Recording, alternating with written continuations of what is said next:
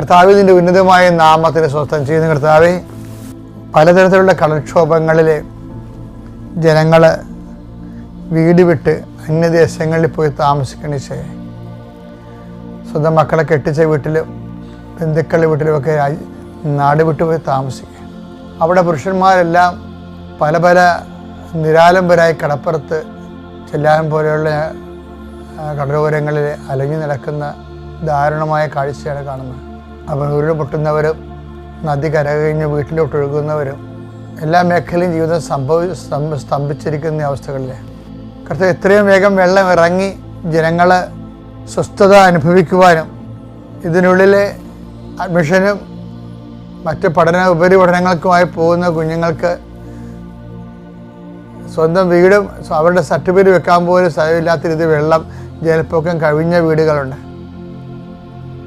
എത്രയും വേഗം വെള്ളം ഇറങ്ങി സ്വന്തം വീടുകളിലേക്ക് ജനങ്ങൾ തിരിച്ചു വരാൻ പരിശുദ്ധമ്മ ദേവമാതാവിനോട് പ്രാർത്ഥിക്കുന്നു.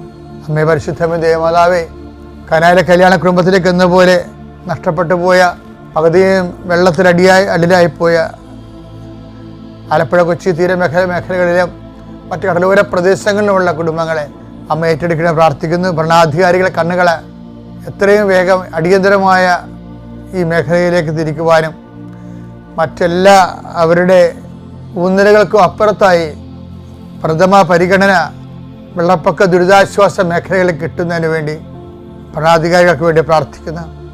അശോചിതമായ അടിയന്തര നടപടികൾ ക്ലേശം അനുഭവിക്കുന്ന എല്ലാവർക്കും സംരംഭമാക്കുന്നതിന് വേണ്ടി എല്ലാ സാമൂഹ്യ പ്രവർത്തകരും ജനങ്ങളെ സംഘടിപ്പിച്ചുകൊണ്ട് അവകാശത്തിന് പോരാടുന്നവരെയും ആശീർവദിച്ചുകൊണ്ട് പ്രാർത്ഥിക്കുന്നു. ദൈവത്തിൻ്റെ കരുണ നിങ്ങളെ ആവശ്യിക്കട്ടെ. ലോകം മുഴുവൻ ഈ പ്രാർത്ഥന കൂടുന്ന ഈ പ്രാർത്ഥനയുടെ ഭാഗമാകുന്ന ജീവിതത്തിൻ്റെ ഇന്നത്തെ അവസ്ഥകളെ ജൂൺ 19 തീയതിയായി ഇന്ന് ചെയ്യേണ്ട ഉത്തരവാദിത്തങ്ങൾ ചെയ്തു തീർക്കുന്നതിന് അവരനുഭവിക്കുന്ന അശക്തികൾ, വ്യക്തിപരമായ പോരായ്മകളെ പരിഹരിക്കുന്ന ഒരു പരിശുദ്ധ അമ്മയുടെ മാധ്യസ്ഥത്തിന് നിങ്ങൾ സമർപ്പിക്കുന്നു.